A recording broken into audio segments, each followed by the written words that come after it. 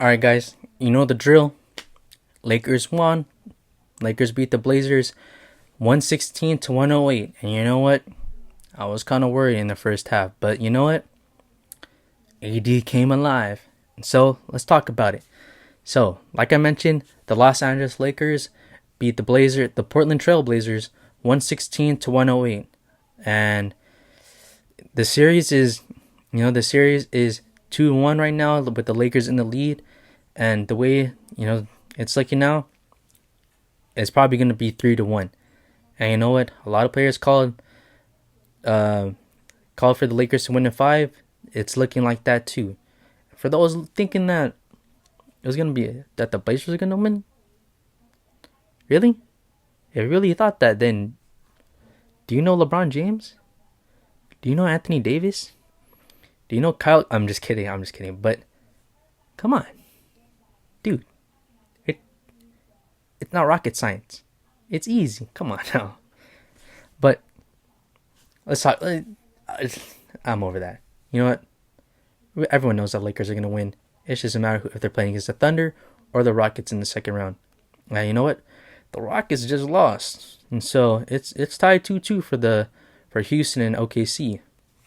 So that's going to be an interesting series. But enough about those teams. Let's talk about the Lakers and the Blazers. And you know how we do it here. We go with the pros and cons for each team. Even though I might be a Laker fan. I don't know. I might be a Laker fan, but this is not just a Lakers channel. I might be posting a lot of Lakers stuff, but this isn't just a Lakers channel. This is a sports channel, and so let's talk about it, both sides. But start with the best. Start with the winners, the Lakers. Let's look at the Lakers, right? LeBron James was dominant. Hey, LeBron James, the king, he played great. He probably heard all the crap and criticism people were saying about him. Oh, in game 1, he looked extremely passive. He didn't look aggressive at all. He was trying to, he should have just took over. Come on, LeBron. Come on, dude. In game 2, he was getting locked up by Gary Trent. He only had 10 points, 4 of 11. 6 turnovers. Come on, LeBron. Are you washed? He probably heard that and he was probably like reading his book on his cycle. Probably like, all right, it's game time. And you know what? It's not Dame time, but it's game time for LeBron. And you know what? He went off last night. Like I mentioned, the King reminded everyone why the Lion will remain the king of the jungle. 38 points. 38 points. 11 of 18 from the field. 4 of 8 from 3. 12 of 17 from the free throw line. And 22 of those points came in the first half, if I like to mention. And not just that, he had dime after dime after dime after dime. To his shooters, his shooters, KCP, Danny Green, who else? AD can be considered one of the shooters. And not just that, and then also his big men, Dwight McHoward. They were playing pretty good. So, hey, that's your floor general out there. And he was leading the charge. And you know what? He wasn't just doing that. I mean, he also grabbed 12 rebounds. He's not even their point guard. He's not even their small forward anymore. He's their point guard. And you know what? That's not even the craziest thing. He was locking up Melo whenever he was on him. I mean, you saw it. I saw it. Melo had to switch on someone else. You know why? Because his buddy, LeBron James, was putting the clamps on him. And like I said, the king will always be the king until he's dethroned. You know what? Giannis, what has he done? KD, he's hurt. Kawhi? Well, I mean, he's playing pretty good in the Clippers, but it's looking like a bad decision. I think he went to the wrong team in LA. I don't know. It's only the first round. I don't want to get ahead of myself. But you know what? It's looking like it. And not just that. It's not just LeBron why he made a bad decision not coming to the Lakers. AD was dominant too. I mean, yeah, he had a bad first half, 6 points in the first half, but in the second half, he probably looked at my halftime report. He probably looked at the fact that I was telling AD, you gotta step up, baby. And you know what he did? He lit it up on both ends of the court, and he not just in the post, like a traditional big man, but all around the court. 3, mid-range, post up, high post, low post, pick and roll, pick and pop, you name it, AD can do it. And you know what? He ended up with 23 points in the second half, and he ended up with 29 points. And look, I don't know if you guys remember, but I vividly remember. There's a stretch where he made 3 straight mid-range shots in a row. It was just bucket, bucket, bucket, Nurkic. Too slow. And you know what? Pulled up for 3. You know what Nurkic did? He was fast. But you know what? He fouled him. And so, when AD got his jumper on lock, I mean, all you can do is just pray. You just got to pray that he's going to have a bad game. You know what? He didn't have a great game. But he had a good game. And he had a great second half. And not just that. He also ended up with 11 rebounds and 8 assists.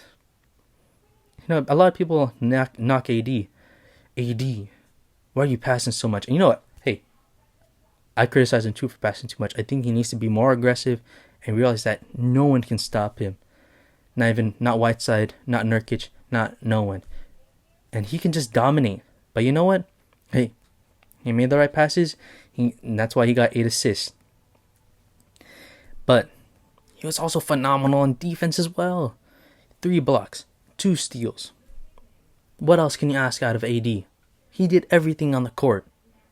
He even had a nasty stuff block on Damian Lillard. Dame tried to go for a dunk and got rejected. And you know what? It wasn't just AD and LeBron, but the guards were very good too. Caruso, 10 points with a sweet crossover step back, hezzy, tween, 3 on Dame. No, I'm just kidding. He just had a nice crossover step back 3 on Dame. I mean, for Caruso, who's been struggling shooting wise in this whole NBA restart, that's pretty impressive. And he had a bunch of great passes, and that's why he also ended up with 7 assists. And also, Caruso, like always, very great on defense. Again, for the second game in a row? Come on. I think we should all expect this now from Caruso.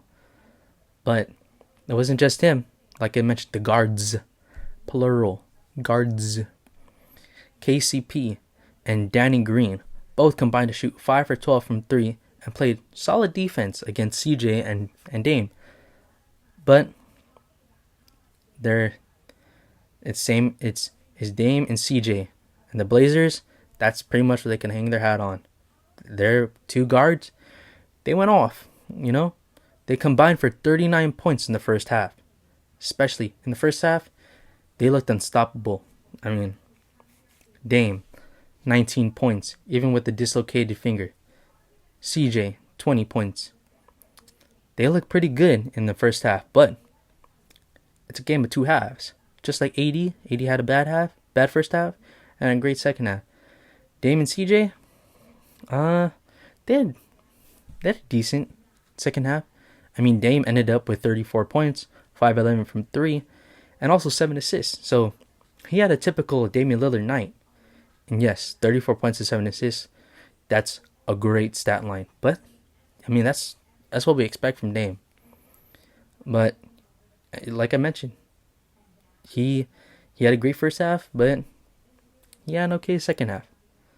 I mean, in the first half, he didn't even look like he dislocated his finger at all. I mean, he made insanely deep threes, contested threes too, because you always got to put up when he got the ball.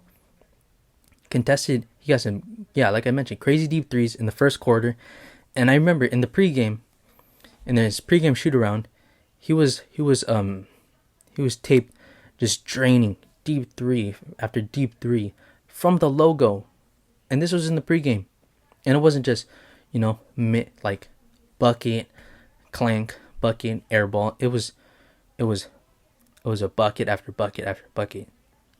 So he looked. You already knew he was about to go off. But CJ in the second half, nah, he struggled. He ended up with 28 points. So if you do 28 minus 20, that's 8. He had 8 points in 2 quarters. 4 points in a quarter on average. And he ended up 12 of 25 from the field. And that's not a good look. Also, he had 4 for 12 from 3. That's also not a good look. But hey, he had 8 rebounds. So at least he did good in the rebound section. And hey, if you watch CJ play, he's among the best scorers in the mid-range. And yes, he can score from all over the court, but in the mid-range, that's his bread and butter. And I mean, if you look at the best mid-range scorers in today's NBA, there's you got Kawhi, you got KD, you got DeRozan in San Antonio, you got Brandon Ingram, you also got AD. And for your name to be up there with those players, that's some high praise. And not just the backcourt, but Melo had a great game too. I mean, 20 points and 3 from the 3. Yeah, Melo had a really good game. And he's still proving doubters that he will forever be a bucket. I mean, once a bucket, always a bucket. Once a scorer, always a scorer. And Melo, he's proven that. And not just that, not just on offense, but he had 4 steals too. So he had a pretty solid two-way game. And another good thing about the Blazers, they're the opposite of the Lakers. Their team is great at shooting free throws. 18 of 19 from the free throw line. That's insane. And that's all their players. That's counting their bigs too, which is Nurkic and Whiteside. But hey, they both played well. Their backcourt is just as good as our front court. You know what? You can't win when you get height. You ain't got size. But let's look at the cons, right? The Lakers, even though they won, there's still things they could improve on. I mean, look, Kyle Kuzma, yes, the only thing he's dominating in is an NBA league fits, and that's it. Kuz still needs to pick it up on offense. And against the Trailblazers in Game 3, he only had 7 points, and he went 0 for 3 from the 3. And not just that. He wasn't doing pretty much anything on offense. He had 0 assists as well, with 2 turnovers. So, Kuz, come on, buddy. The Lakers, like what LeBron said, they're gonna need Kuz to be their third guy, and it's looking like Caruso's their third guy. So, you gotta, for the Lakers to take it to another level when they're playing against better competition, they need Kuz to play well. And I have full confidence in Kuz. But, you know what? So far, he's been disappointing because he should be averaging 15 to 20 points, especially against the Blazers, who play little to no defense. I mean, come on, dude. You got to play better. It's the playoffs. It's the first time in the playoffs, but hey, if you're a big-time player, you make big-time plays. You know what? Kuz has not been doing that. But not just that. Their 2 best players, they also were struggling too. I mean, what they struggled at the most last game was that they could barely make any free throws. I mean, LeBron, 12 of 17. Yes, that's better than what LeBron usually does, He usually clanks a lot, like every other shot. But I mean, you can give LeBron some slack, right? Because he's never been a good free throw shooter. But on the other hand, Anthony Davis shot 7 of 14. Dude, and he's the best free throw shooter on the Lakers. I mean, he's the one who shoots technical free throws. And usually the one who shoots the technical free throws are the best free throw shooters. Like, Steph, he shoots the free throws. Who else? Chris Paul shoots free throws. The list goes on. All the best shooters always shoot the free throws because they're the best shooters. But in the first quarter alone, early in the first quarter, he shot 1 of 5 from the free throw line, and I'm looking at my dad and my mom because we watch the game as family. Show what we do, Laker family, born and raised. But we were looking into we're like, dude, what the heck is up? Why isn't he not making his free throws? And I don't know. All we can do is just hope that he plays better. And a star, they're not always perfect. NBA stars aren't always perfect. Everyone got a hole in their game. In game 3, those stars, their hole in their game was their free throws. But I expect them to bounce back because that's easily fixed. But let's look at the Blazers. Even though they played a pretty good game, even though their backcourt played a really good game, including Melo, their bigs need to step it up. I mean, ASAP. They need to step it up ASAP to give their team a fighting chance to win. Because right now it looks like they're non-existent. Honestly, I mean, Nurkic looks drained. I mean, given that he missed the full entire season and he just came back to pretty much playing playoff games ever since the NBA restarted, he looks drained. I mean, it looks like the Lakers figured him out after game 1. I mean, look at it. He had in game 3, he had 10 points, 7 rebounds, and 5 fouls. Dude, come on, dude. And look, I believe in Nurkic too. I mean, look at the last regular season game, or the playing game. He had 20 points, 20 rebounds, and a Blazers win. Given it was against the Memphis Grizzlies, which are not in the playoffs, and the Lakers are the number 1 seed. It's a different level of competition, but Nurkic is a good player. He can play better. And look at Whiteside. He don't look any better either. I mean, he had 8 points and 8 rebounds and only 1 block shot. I mean, if Whiteside isn't blocking shots, then what is he really doing out there on the court? Because he's too slow at guarding perimeter players. And I mean, what else? There's nothing really much Whiteside could do if he's not really blocking shots. So, I mean, the bigs need to step it up. That's 18 points compared to 82 points that were combined from Dame, CJ, and Melo.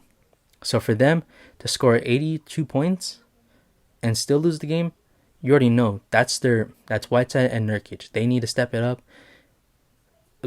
like game 4 today. If they don't, it's a wrap. I'm sorry, Blazer fans. But even if Dame plays at like a Hall of Fame level and CJ plays at an all-star level and Melo, he scores like a bunch of points too, you need your big men to step it up in order for you guys to win. And you know what? Like I mentioned with Whiteside, their whole team, they still can't play defense. I mean, the Lakers dropped 116 points and they got out-rebounded by 17. The Blazers got out-rebounded by the Lakers by 17. And a bunch of them, I can guarantee, came from the defensive side. So that means that the Lakers, they were getting offensive rebounds. And the Blazers, you know what it means? When you get offensive rebounds, you have more chances to score. And you know what? It showed with 116 points. And not just that. The Lakers shot 43 free throws in Game 3 against the Blazers.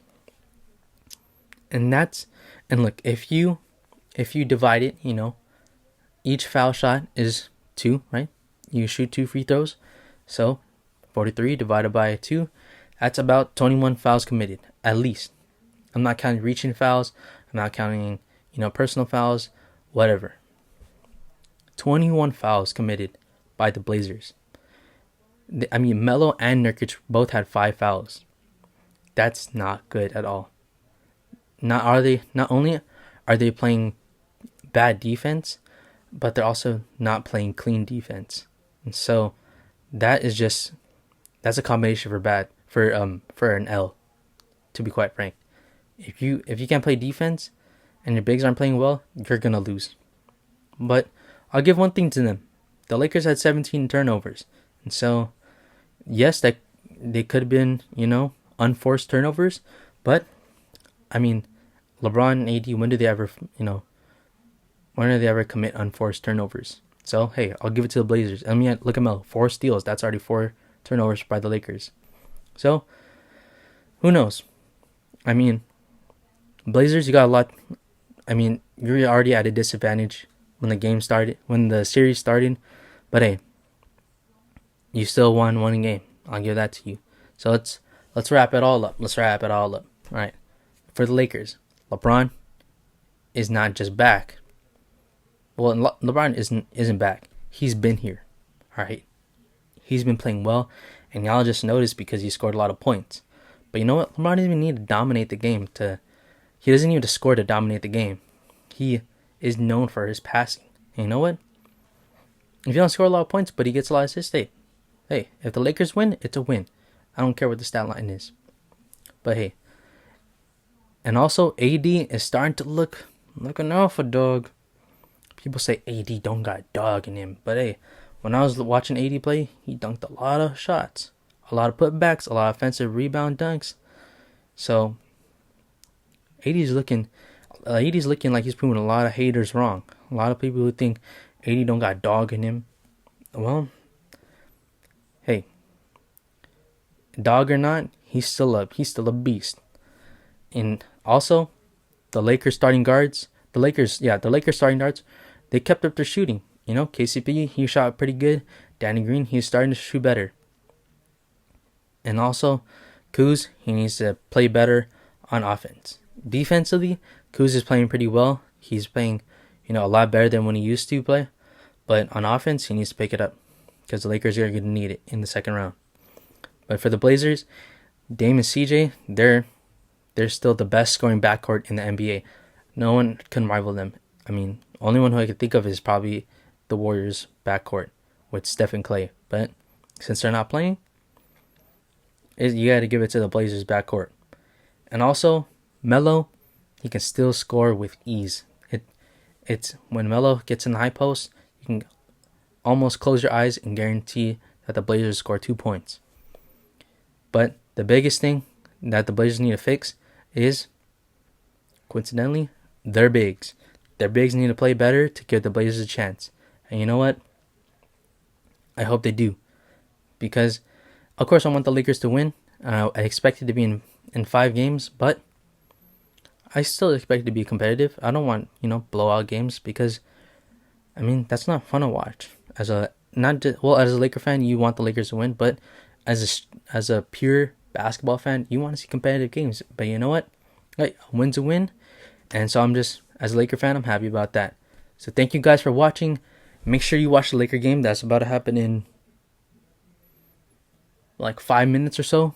So tune into there. Cheer on the Lakers. Blazer fans, you better go crazy for your Blazers because they're going to need you if they're going to go down 3-1. So, like I said, guys, thank you for showing your support. Make sure to subscribe if you haven't. Make sure to give this video a like.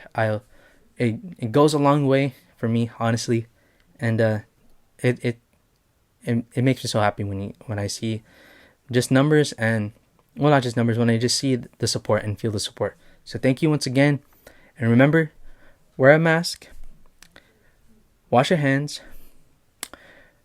use hand sanitizer, and remember, take care of yourself, and also take care of others. Don't be selfish. Be like LeBron. Build each other up. Make others feel better. You know what? Pass it along. But alright, guys, I'll catch you later. I'll see you in the next video. Alright, take it easy.